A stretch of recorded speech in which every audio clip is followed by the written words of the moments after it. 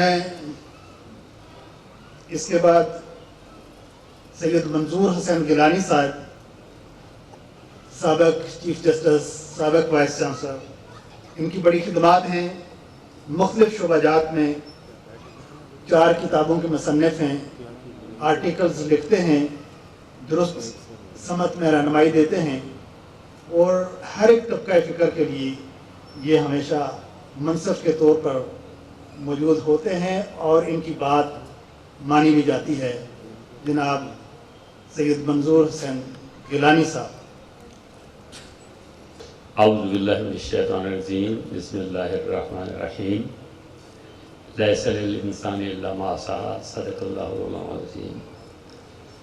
جناب صدر گرامی اور چانسلر آزاد جموں کشمیر یونیورسٹی، محترم وائس چانسلر صاحبان، پروفیسر صاحبان، ایڈمنسٹریٹو اسٹاف کے لوگ حضرات،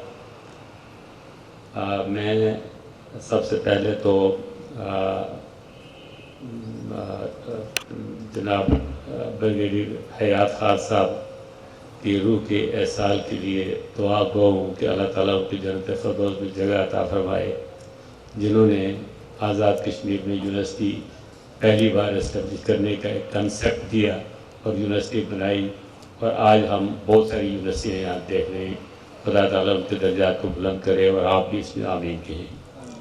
اب میں دوسرا یونیورسٹی کے منتظمین کو، بالخصوص جناب وائس چانسلر صاحب کو اور ہماری متحرک بہن بیٹی عائشہ سہیل، جو انتہائی متحرک طریقے سے یونیورسٹی میں ایکٹیویٹیز کر رہی ہیں اور پہلی میرے خیال میں رجسٹرار ہیں، جنہوں نے اس اچھے اور اس بڑے فنکشن کا اہتمام کیا اور اتنے لوگوں کو یہاں اکٹھا کر دیا، اور ایسے لوگوں کو اکٹھا کر دیا کہ جو اب بوڑھے بسرے ہوئے ہیں، جو یاد ماضی ہو گئے ہیں، ان کو دوبارہ ریوائیو کرنے کی کوشش کی ہے۔ یہ ان کو بہت بڑا کریڈٹ جاتا ہے۔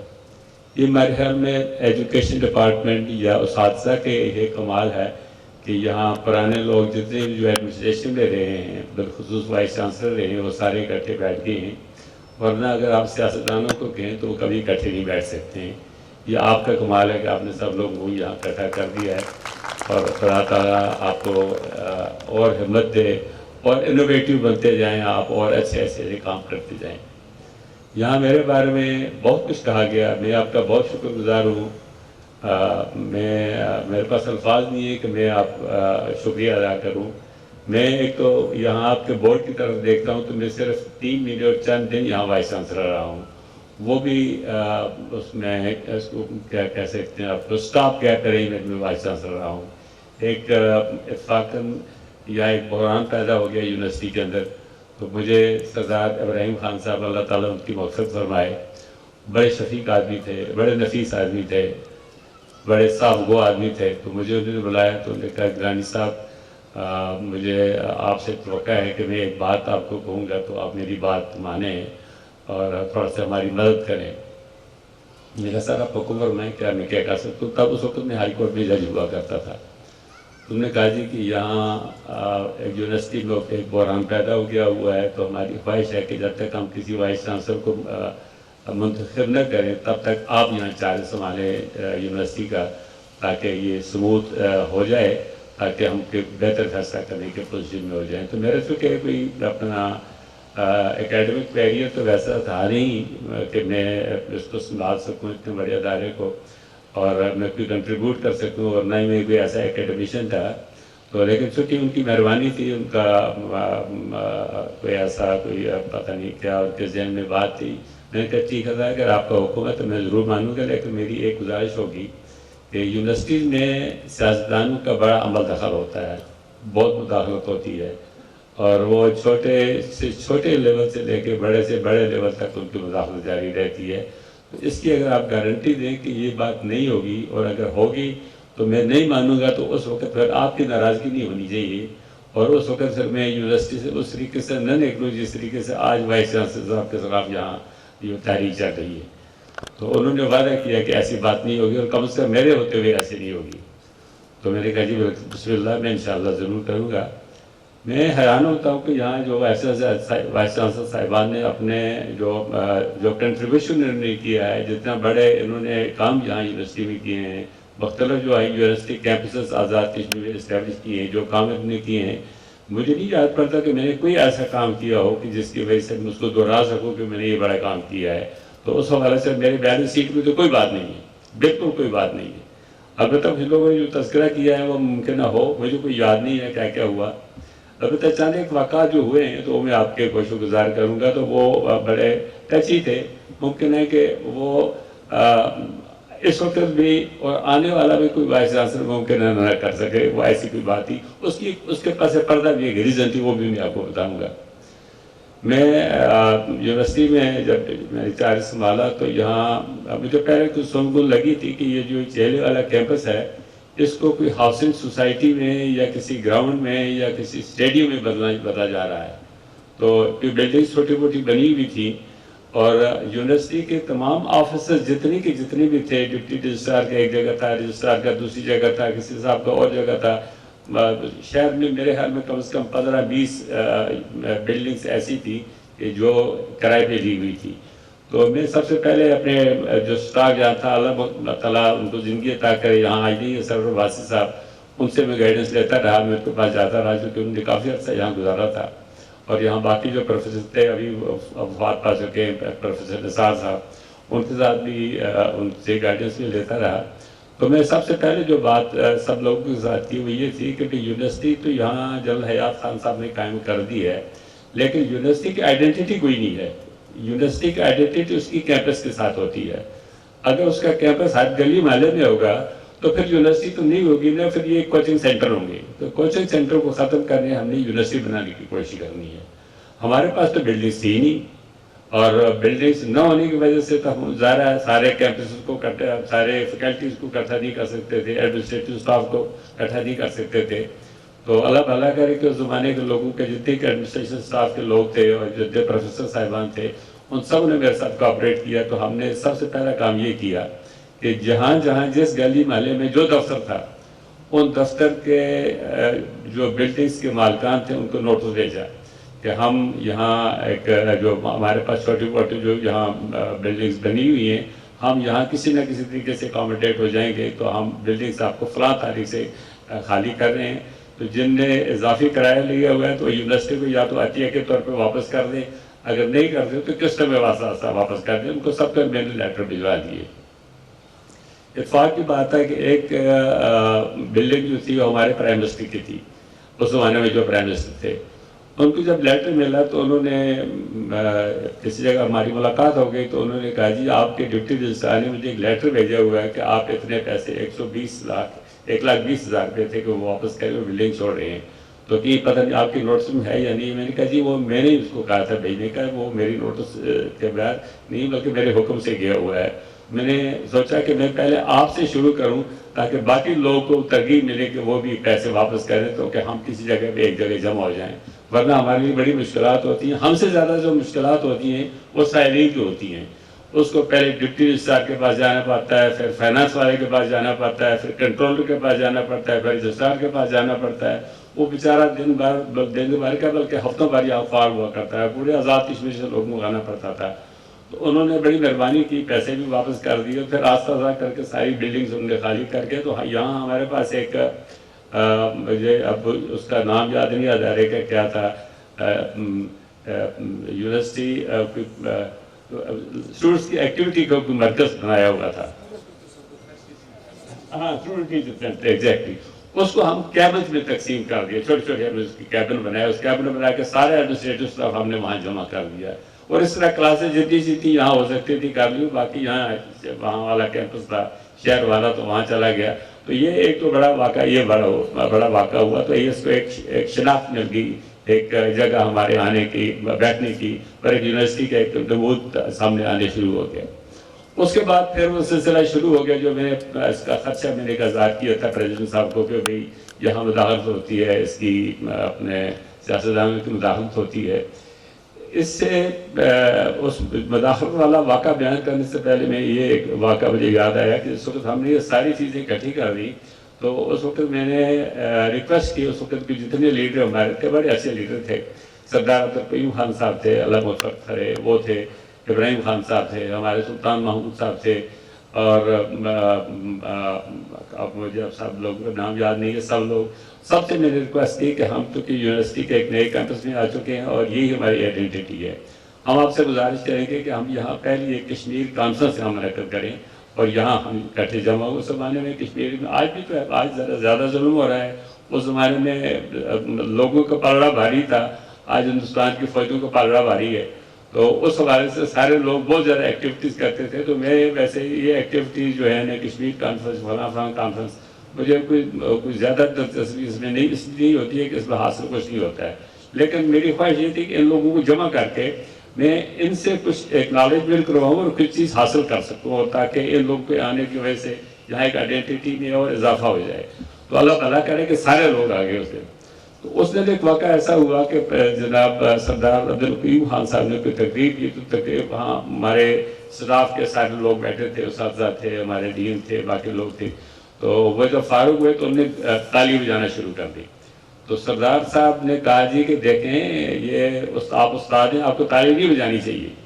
تو میں نے ان کو مذاقاً کہا، میں نے کہا سر آپ ان سے استادوں والا کام نہیں لے رہے ہیں، آپ ان سے تالی بجانے والوں کا کام لے رہے ہیں، تو اگر آپ ان کو تالی بجانے والے کا کام نہ لیتے تو پھر میرے خیال میں یہ ریسرچ کے کام کر رہے ہوتے، کیونکہ یونیورسٹی جتنی بھی ہیں وہ ریسرچ کے کام کرتی ہیں، وہ انوویٹو کام کرتی ہیں، وہ ایک حکومت کے لیے، ملک کے لیے، سیاسی جماعتوں کے لیے، باقی اداروں کے لیے کام کرتی ہیں، ان کے لیے لائے عمل طے کرتی ہیں، تھنک ٹینکس ہوتے ہیں، وہ کچھ چیز کنٹریبیوٹ کرتے ہیں جس کے بیس پہ پھر ریسرچ ہوتی ہے، ریسرچ کے بیس پہ گورنمنٹ اپنی پالیسی بناتی ہے۔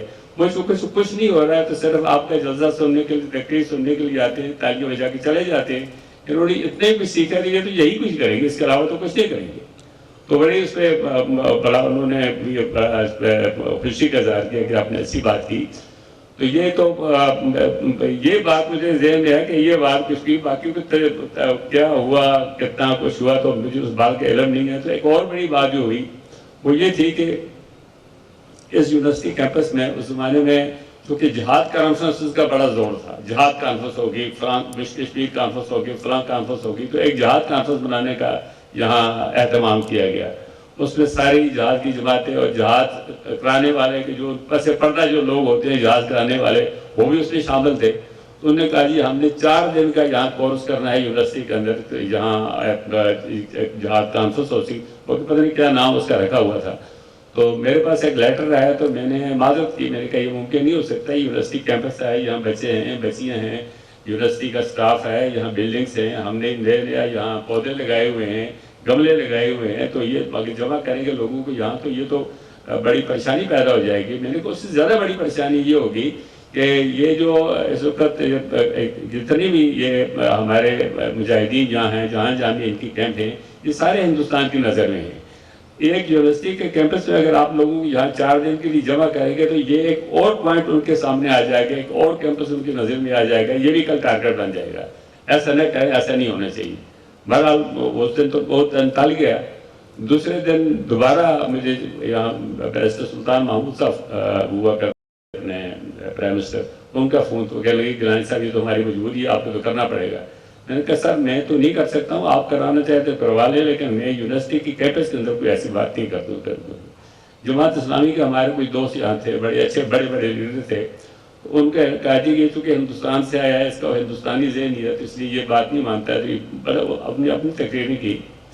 تو میں نے سردار اپنا ابراہیم خان صاحب نے مجھے کہا کہ انہوں نے مجھے بلایا گھر، کہنے کہ یہ مجھے مزید صاحب ہماری مجبوری ہے، تو وہاں کوئی یہ لوگ باقی بھی کوئی جماعت اسلامی اور باقی لوگ مجاہدین بیٹھے ہوئے تھے، تو انہوں نے بھی اپنے خیالات کا اظہار کیا۔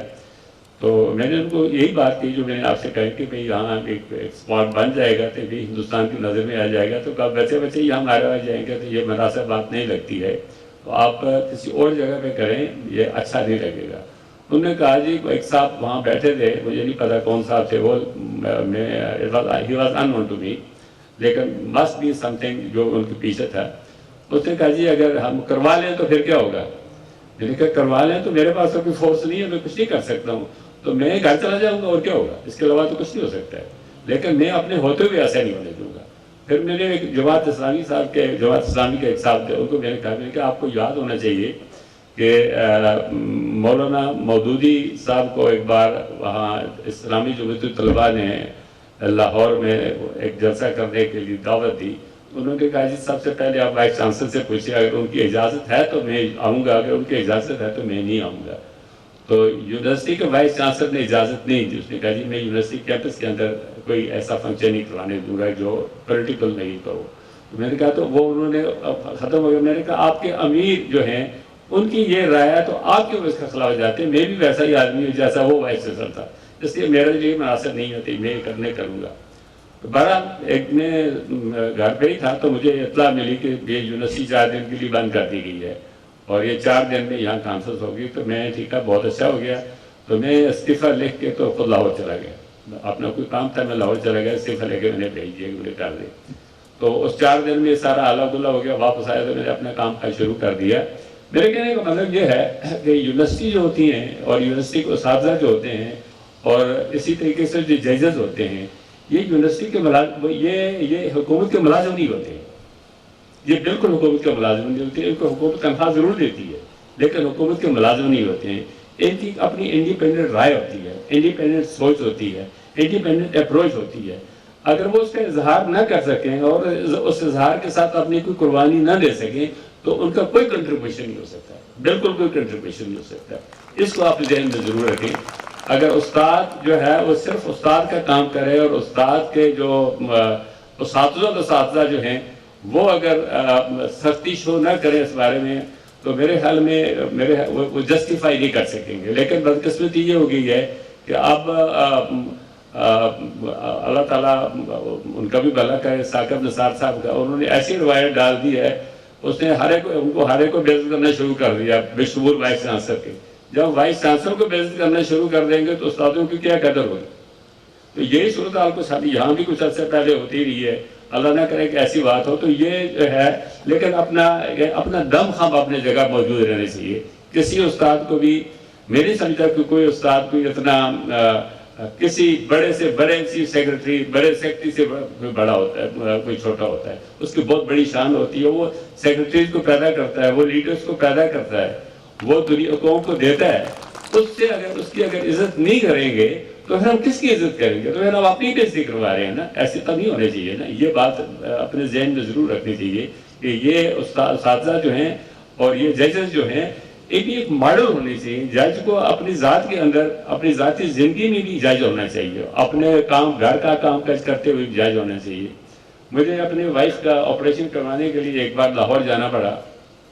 ایک ڈاکٹر تھے، اللہ تعالیٰ ان کی مغفرت کرے، ڈاکٹر بشیر صاحب، ڈاکٹر ایئر کریش میں ان کا انتقال ہو گیا، افتخار راجہ۔ تو میں وہاں کوئی 2 آدمی ان کے پاس اور بیٹھے تھے تو میرے کوئی بات ان کے پاس کر دی تو وہ کہنے لگے جج صاحب آپ کی جو بات ہے، آپ کی پرائیویٹ کیپیسٹی کی جو بات ہے وہ بھی جج کی بات ہوتی ہے، وہ بھی انصاف کی بات ہوتی ہے، تو یہ میرے لیے مشکلات پیدا نہ کریں آپ۔ تو میں سچی بات ہے بڑا متاثر ہوں اس بات سے کہ مجھے بھی اپنی ذاتی زندگی میں بات وہ کرنی چاہیے جو میں اپنے منصبی زندگی میں کر سکوں۔ استادوں کو بھی بات کرنی چاہیے کہ جو اپنی منصبی زندگی میں کر سکتے ہیں وہی بات ان کو اپنے پرائیویٹ زندگی میں بھی کرنی چاہیے، تب ان کی بھی عزت ہوگی اور ہماری بھی عزت ہوگی۔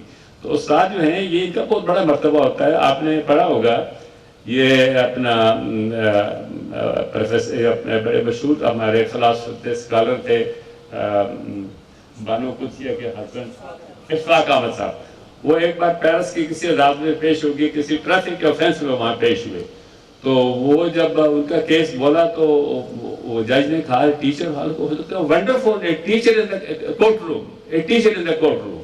تو کورٹ روم میں جتنے لوگ بھی سارے کھڑے ہو گئے ٹیچر کو دیکھ کے۔ یہ ٹیچر کا مقام ہوتا ہے اور یہ ان لوگوں کا مقام ہے، اس لیے وہ وہاں اتنی بڑی بڑی جگہوں کو پہنچ گئے ہیں، اتنے بڑے بڑے ریسرچرز بن گئے ہیں، اتنے بڑے بڑے ملک بن گئے ہیں اور دنیا پر حکومت کرتے ہیں۔ تو اس لیے جو ہے یہ اساتذہ جو ہیں ان کو اپنے آپ کو ملازم نہیں سمجھنا چاہیے۔ اور اسی طریقے سے بیوروکریسی کے جو لوگ ہیں، یہاں بھی کچھ لوگ موجود ہوں گے، ان کی جو تو وہ آئی بیٹھی میرے ساتھ آ کے بیٹھی، تو اس نے کہا یہ میری بیٹی ہے، اس نے پنجاب اور ہریانہ یونیورسٹی میں ٹاپ کیا ہے، اور میں نے اس کو یہاں آرٹس کے سبجیکٹ میں ان کو سبجیکٹ داخلہ دلایا ہے، اس لیے کہ یہ سوشل سائنسز جو ہیں یہ بھی ہمارے ملک کی ضرورت ہے. ہمارے ملک میں اکانومسٹ کی ضرورت بھی ہے، لنگوسٹس کی ضرورت بھی ہے، کلچر یا باقی جو لوگ جاننے والے ہیں جو سوشل سائنسز ہیں ان کی ضرورت بھی ہے. صرف ڈاکٹر اور انجینئر ہی ملک نہیں بنائیں گے. یہ لوگ فلاسفر جب تک پیدا نہیں ہوں گے ہمارے ملک میں، ملک ہمارے نہیں بن سکتے. تو فلاسفر پروفیسر ہی ہوتے ہیں. تو ان کے کہنے پہ میں نے پھر وہ سبجیکٹ چھوڑ کے تو میں اکنامکس پولیٹیکل سائنس وغیرہ میں نے لیا. تو دوسرا واقعہ مجھے علی گڑھ میں پیش آیا، وہاں میں اکنامکس میں داخلہ لینے کے لیے گیا. تو ہمارے ایک استاد ہوا کرتے تھے، اللہ تعالیٰ ان کا بھلا کرے، آج کل کو ورلڈ بینک میں کچھ ہیں، ڈاکٹر نجات اللہ صدیقی، بہت بڑے اسکالر ہیں. تو اس نے 2-3 کلاسیں اٹینڈ کرنے کے بعد مجھے ایک دن اپنے چیمبر میں بلایا تو کہنے کہ بیٹا میری خواہش ہے کہ تم لا میں داخلہ لو. تو میں نے کہا سر میرا انٹرسٹ تو اکنامکس میں ہے، میں تو لا کا تو میرا انٹرسٹ کوئی نہیں ہے. لیکن تمہارا انٹرسٹ ہے یا نہیں ہے، لیکن میں تمہیں ایپٹیچیوڈ تو میں لا کا دیکھتا ہوں، زیادہ بہتر ہو گیا کہ تم لا میں چلے جاؤ. تو اب وہ ہیڈ آف ڈپارٹمنٹ بھی تھا اور بڑا اسکالر آدمی تھا اکنامکس کے بارے سے، تو مجھے اس نے لا میں داخلہ دلا دیا. تو لا تو میں ہو گیا. یہ لیکن لمبی کہانی ہے. میں کہتا ہوں استاد جو ہے وہ ایک شخص شناس ہوتا ہے، وہ انسان کے چہرہ پڑھ لیتا ہے، انسان کی بات کے سے اندازہ لگا لیتا ہے اس کو کیا کرنا چاہیے. اساتذہ کو اس لیول کا بھی ہونا چاہیے، یہ استاد ہمارے ہونے چاہیے. تو یونیورسٹیز کی آپ نے ابھی بات کی تھی کہ بھئی یونیورسٹی کے فلانی جگہ کھولا، فلانی جگہ کھولا. میں ذاتی طور پہ اس کے خلاف ہوں. یونیورسٹی جو ہوتی ہے وہ ایک مادر علمی ہوتی ہے. مادر علمی جو ہے وہ ہے کہ جس طرح ایک ماں کی گود میں لوگ پلتے ہیں، وہاں جتنا کچھ سیکھتے ہیں وہ ہر گاؤں گلی محلے میں نہیں سیکھ سکتے. ایک کل ہی میں کسی رسالے میں پڑھ رہا تھا، مجھے یاد نہیں کس آدمی کا وہ تھا، اس نے کسی کو کہا کہ اس زمانے میں علی گڑھ مسلم یونیورسٹی بڑی مشہور ہوا کرتی تھی. تو انہوں نے کہا جی اگر آپ نے کوئی علم حاصل کرنا ہے تو علی گڑھ مسلم یونیورسٹی میں جاؤ. اس کو کسی نے پوچھا کہ وہاں کیا ہے بھائی، باقی اور بھی تو یونیورسٹی ہم لوگ میں ہیں. انہوں نے کہا بھائی علی گڑھ مسلم یونیورسٹی اور بھی یونیورسٹی میں کوئی شک کی بات نہیں ہے، لیکن میں نے چونکہ وہاں سے پڑھا ہوا ہے، اس آدمی نے کہا اس لیے میں وہاں کہوں گا. اس لیے کہ وہاں کے اگر آپ ڈھابے میں بیٹھ کے چائے پیئیں گے وہاں بھی آپ علم سیکھیں گے، تہذیب سیکھیں گے اور اپنی عادات کو درست کریں گے. اگر آپ وہاں کلاس میں بیٹھیں گے وہاں بھی سیکھیں گے، لڑکوں کے ساتھ انٹریکشن کریں گے وہاں بھی سیکھیں گے. یہ جو گلی محلے میں ہمارے کیمپسز کھول دیے ہیں، ایک لڑکا حلمت سے پرائمری ایجوکیشن حاصل کرنے کے بعد کیل میں اپنا وہ میٹرکولیشن کر لیتا ہے یا گریجویشن کر لیتا ہے، مقام میں آ کے وہ اپنا ایم اے کر لیتا ہے تو پروفیسر بن جاتا ہے. تو اس نے کیا دنیا دیکھی؟ اس نے کیا دیکھا؟ کچھ بھی نہیں دیکھا اس نے. یہ پرانے زمانے میں جو لوگ اب اچھے لوگ، بہت اچھے لوگ کیوں پیدا نہیں ہو رہے؟ اس لیے پیدا نہیں ہو رہے کہ انٹریکشن نہیں ہو رہا. ہر گلی محلے میں اسکول ہے، گلی محلے سے نکلے اسکول کے پرائمری ایجوکیشن ضرور گلی محلے میں ضرور ہونی چاہیے، لیکن ہائر ایجوکیشن ہر ایک کے لیے نہیں ہوتی ہے. ہائر ایجوکیشن چند سلیکٹڈ لوگوں کے لیے ہوتی ہے، جن کے برین ایسے ہوتے ہیں، انوویٹیو برین ہوتے ہیں، جن کی انٹلیکچولیزم اتنا ہوتا ہے کہ کوئی نئی چیز پیدا کرتے ہیں، جو ان کے لیے ہوتے ہیں. تو ان کے لیے ایک اچھا جو یونیورسٹی ہوتی ہے ایک بہت بڑا کیمپس ہو اور وہاں ان کے ریزیڈنس بھی ہو تو زیادہ ایسی بات ہے. میں غالباً مجھے یاد پڑتا ہے میں نے پریزیڈنٹ صاحب کو کہا تھا اور میں آج پھر دوبارہ اس بات کو دہراتا ہوں، یہ آپ نے جو ایٹس مقام میں کیمپس کھول دیا ہے، ہجیرے میں کیمپس کھول دیا ہے، پتہ نہیں مانگ میں کھول دیا ہے، پتہ نہیں کہاں کہاں کھول دیا ہے. جو آدمی وہیں پیدا ہوا، وہیں پڑھا، وہیں اس نے ٹیچر بنا تو وہیں فوت ہو گیا، اس نے قوم کو کیا دیا؟ اچھی بات تو یہ ہے کہ جتنے لوگ وہاں پڑھتے ہیں، جتنا خرچہ آپ وہاں کرتے ہیں، وہ خرچہ ان کو آگے مظفر آباد میں لے آئیں، ان کو کوٹلی میں لے جائیں، ان کو میرپور میں لے جائیں، وہ اس خرچے کا اسکالرشپ ان کو دے دیں، اس خرچے پہ ان کو پڑھائیں. وہ ٹیچر بھی وہاں آ کے پڑھائیں تاکہ وہ لوگ کچھ سیکھیں، انٹریکشن سے کوئی بات سیکھیں گے. وہ ادروائز تو کچھ سیکھ نہیں سکیں گے. کوئی آدمی باہر نکل کے کچھ نہیں سیکھے گا. مجھے ایک اپنا عدلیہ کا واقعہ یاد آ گیا. میں چیف جسٹس تھا تو یہاں ہمارے وزیر اعظم سکندر یار خان صاحب، تو انہوں نے ہمارے لیے 2 سول ججز کی اسامیاں کریٹ کی، 2 عدالتیں قائم کرنے کے لیے. تو ساتھ مجھے پیغام بھیجا کہ ایک ڈنے میں کھول دیا، یہ ایک ڈنا مظفر آباد والے میں، دوسرا راولہ کوٹ میں وہ تھوراڑ میں کھول دی. تو میں باقی اپنے تھوراڑ اپنے راولہ کوٹ کے سچی جیسے بات کی مظفر آباد والے سے، چونکہ بہت واقف تھا. تو میں نے 2 دن کے بعد ان کی اطلاع دی. میں نے کہا جی میں یہاں نہیں کھول سکتا ہوں، یہ سب ججیاں یہاں نہیں کھول سکتی، یہ یا راولہ کوٹ میں کھلے گی یا مظفر آباد میں کھلے گی، ان جگہوں میں نہیں کھول سکتا ہوں. کہہ رہے کہ کیوں نہیں کھولیں گے؟ میں نے کہا جی یہ لوگ جو آتے ہیں ڈنے سے آتے ہیں، پتہ نہیں کہاں سے آتے ہیں، جن کو مظفر آباد میں آتے ہیں 10 آدمی سے ملاقات کرتے ہیں، 10 کام اپنے کر کے جاتے ہیں، 10 نئی باتیں سیکھ کے جاتے ہیں.